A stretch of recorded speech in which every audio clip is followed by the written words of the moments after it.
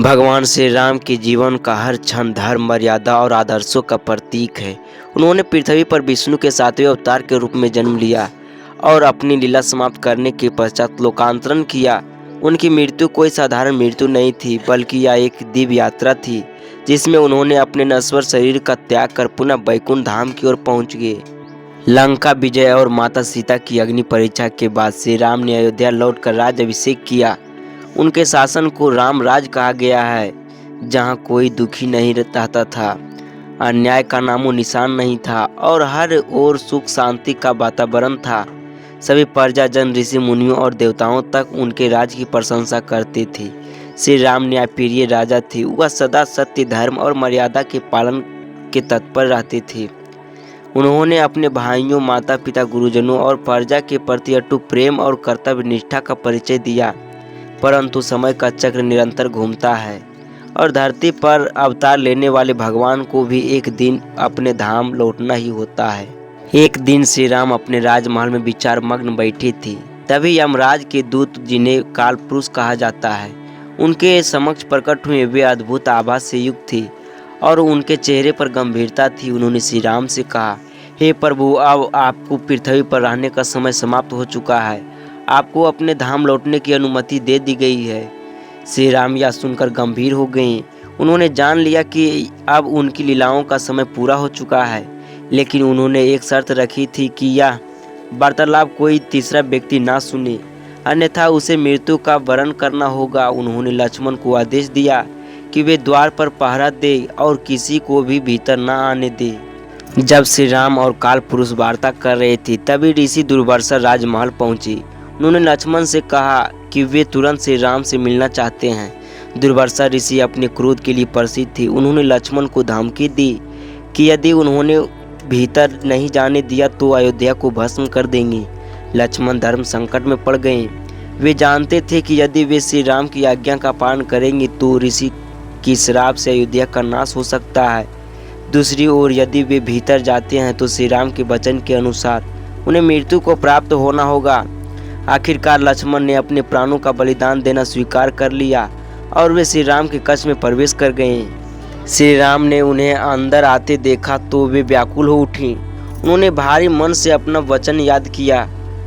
अपने वचन को निभाने के लिए उन्होंने लक्ष्मण को वन में जाकर ध्यानमग्न होकर शरीर त्यागने की आज्ञा दी। लक्ष्मण ने आज्ञा का पालन किया और सरयू नदी के तट पर जाकर समाधि ले ली। इस प्रकार लक्ष्मण जी ने शेषनाग के रूप में अपने धाम लौट गए। लक्ष्मण के वियोग से श्री राम अत्यंत दुखी हो गए।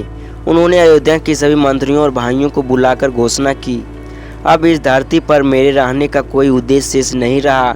मैंने अपना धर्म निभाया, अब मुझे अपने धाम लौटना होगा। यह सुनकर अयोध्या में शोक की लहर दौड़ गई।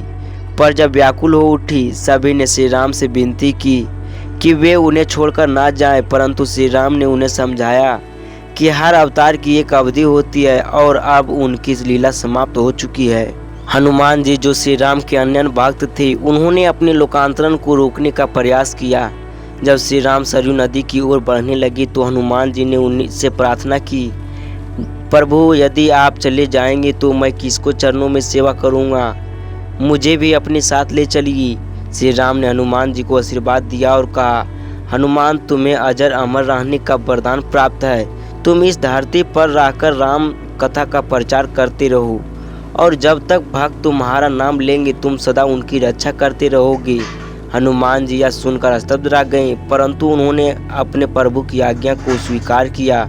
श्री राम ने अपने शरीर का त्याग करने के लिए सरयू नदी का रुख किया। उनके साथ उनकी प्रजा, परिवार जन, ऋषि मुनि और सेना भी चल पड़ी। जब वे सरयू नदी के किनारे पहुंचे तो उन्होंने सभी को अंतिम प्रणाम किया और अपनी आंखें बंद कर ली। जैसे ही श्री राम ने सरयू नदी में प्रवेश किया, चारों दिशाओं में प्रकाश फैल गया। आकाश में पुष्पों की वर्षा होने लगी। देवताओं ने उनके स्वागत में भजन गाना प्रारंभ कर दिया। श्री राम का शरीर धीरे धीरे जल में विलीन हो गया और उसी क्षण वे अपने असली स्वरूप में प्रकट हुए।